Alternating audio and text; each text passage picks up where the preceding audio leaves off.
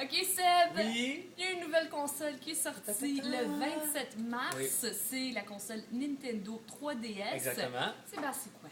Ben, on est tous familiers avec les autres consoles de Nintendo, dont le Nintendo DS et le DSi. Donc, c'est essentiellement le même format de console, sauf que cette fois-ci, ben, la grande différence, c'est que ça te permet de voir des images en 3 dimensions. Il y a encore 2 écrans, mais l'écran supérieur est 10% plus grand que celle des autres DS, consoles ok. du DS. Donc, ça te permet de voir plus clairement.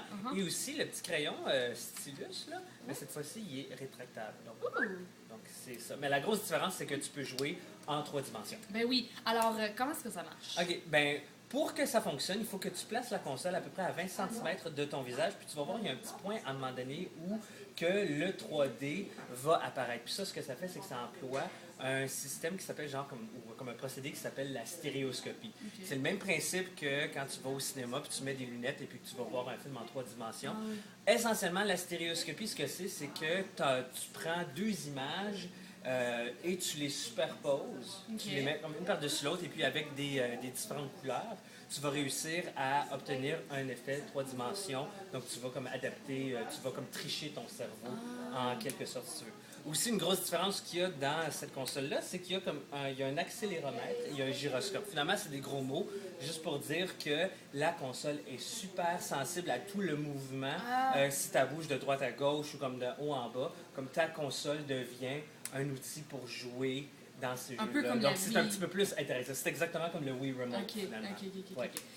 Puis le 3D, ça ressemble à quoi alors? Ben, c'est un peu comme un hologramme. Tu te souviens des images où c'était tout embrouillé, on savait pas qu'est-ce que c'était, puis là, il fallait que tu croises tes yeux un petit peu, puis là, à ce moment donné-là, il y avait comme une image qui apparaît. Oui. Mais c'est essentiellement la même chose.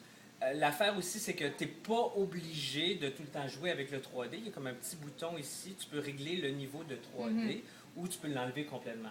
Une des bonnes affaires aussi, c'est que tous tes jeux que tu achètes pour le Nintendo 3DS, ben, tu peux les jouer en 2 dimensions si tu veux. Et les jeux de ton DS, tu peux les jouer sur ton 3DS, mais ils ne seront pas disponibles en 3 dimensions. C'est ça. Mais au moins, tu as l'option. Alors, ça. ton verdict.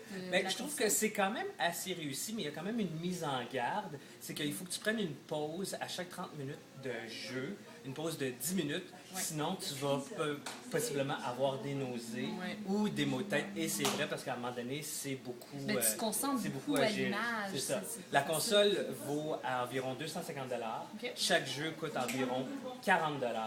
Mais en gros, je dis que ça vaut la peine, mais la technologie est pas tout à fait là, mais c'est quand même super le fun. Peut-être attendre pour les deuxièmes versions parce que ça va s'améliorer de plus en plus, c'est clair. C'est ça. Et c'est certain que pour le 3D, il y a des jeux qui se prêtent mieux à ça C'est que ça. d'autres, mais si tu cliques sur toutes les autres vidéos qu'il y a sur mon blog, ça te donne un petit aperçu aussi de ce que tu peux faire avec ta console Nintendo 3DS. Merci Sébastien. De rien.